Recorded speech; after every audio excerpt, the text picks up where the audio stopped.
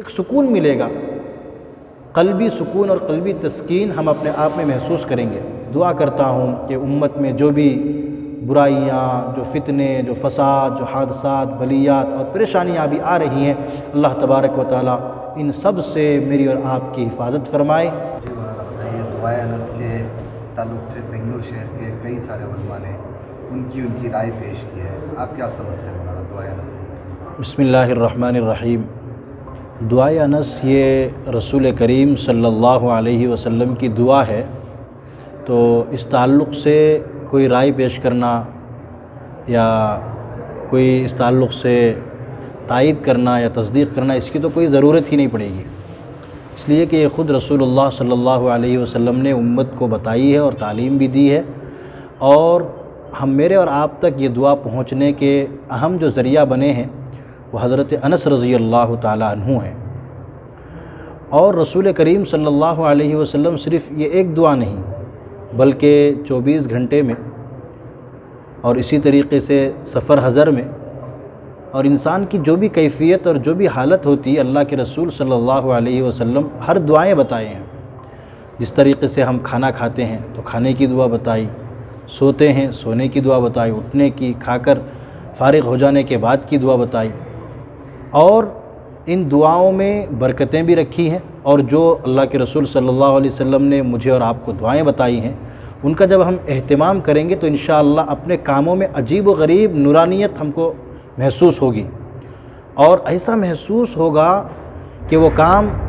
جو ہمارا نہیں ہو رہا تھا بڑی آسانی کے ساتھ الحمدللہ وہ کام مکمل بھی ہو رہا ہے، اور ایک سکون ملے گا،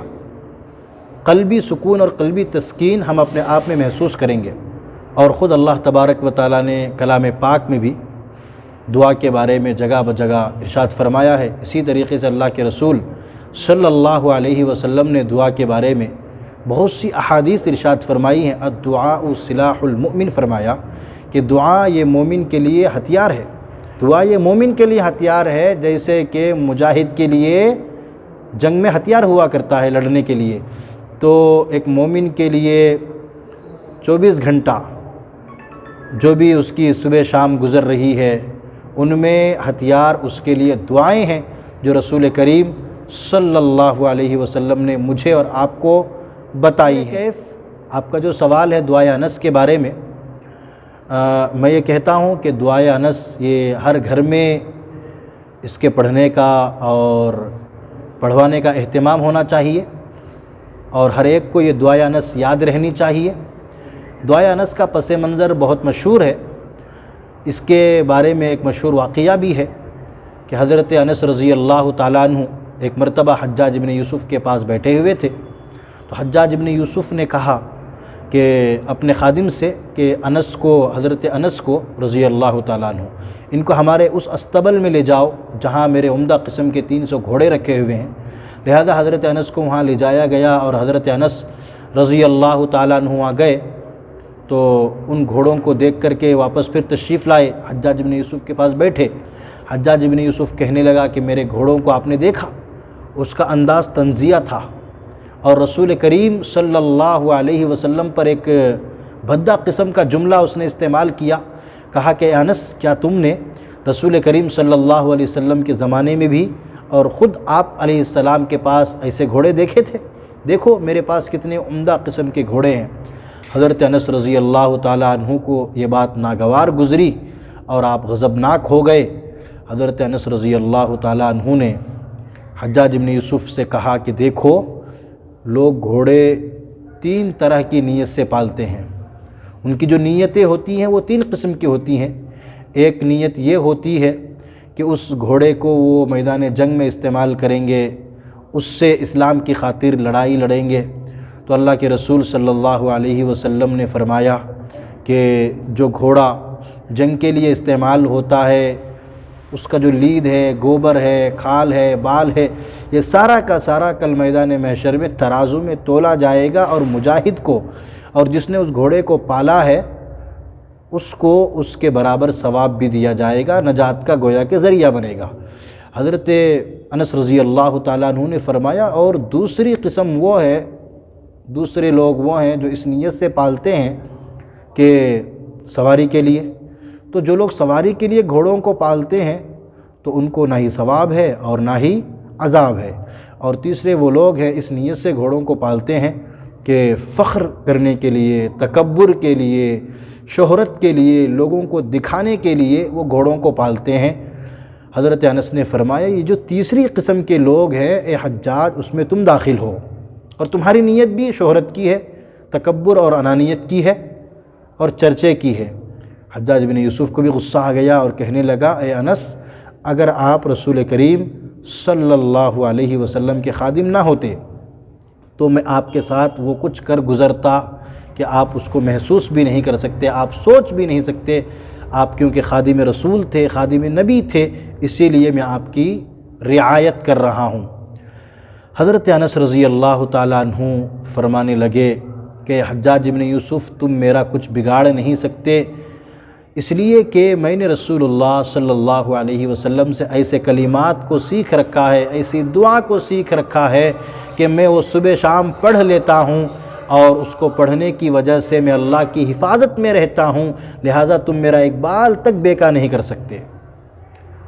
جب حضرت انس رضی اللہ تعالیٰ عنہ نے ایسا کہا تو حجاج ابن یوسف بہت تعجب کرنے لگا اور مبہوت ہو گیا، حیرت زدہ ہو گیا، پریشان ہو گیا، منڈی کو سر کو نیچے کر لیا، پھر تھوڑی دیر کے بعد اپنے سر کو اونچا کیا، اٹھایا اور کہنے لگا اے انس، اے ابو حمزہ، آپ مجھے وہ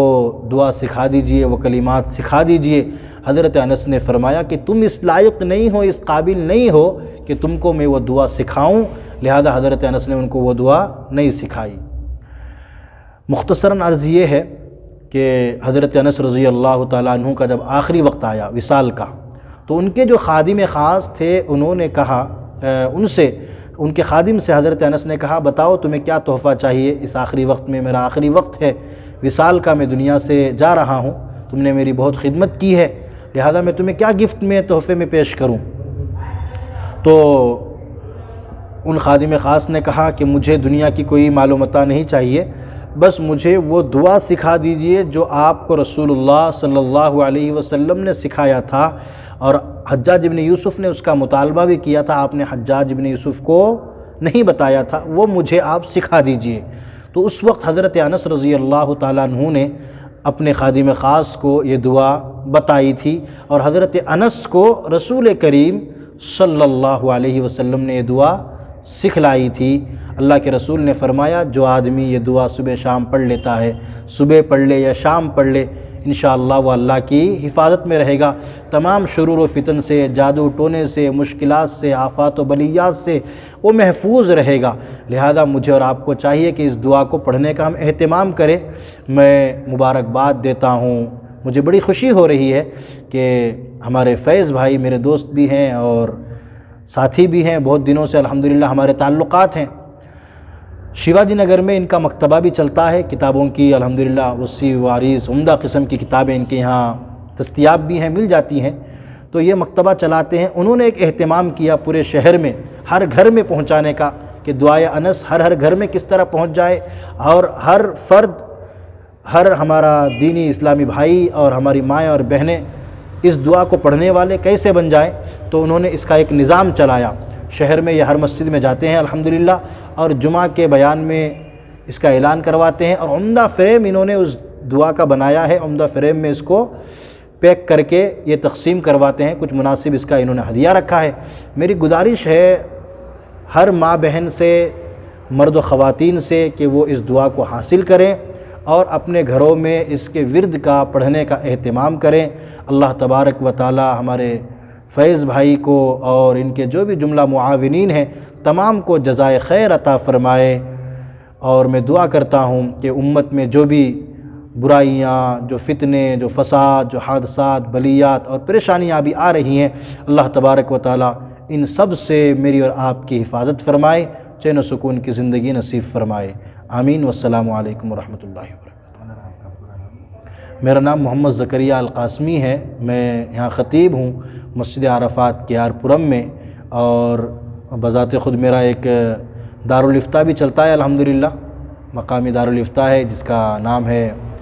دارالافتاء مجلس تحقیق اسلامی بنگلور، میں اسی کی تحت خدمت کرتا ہوں۔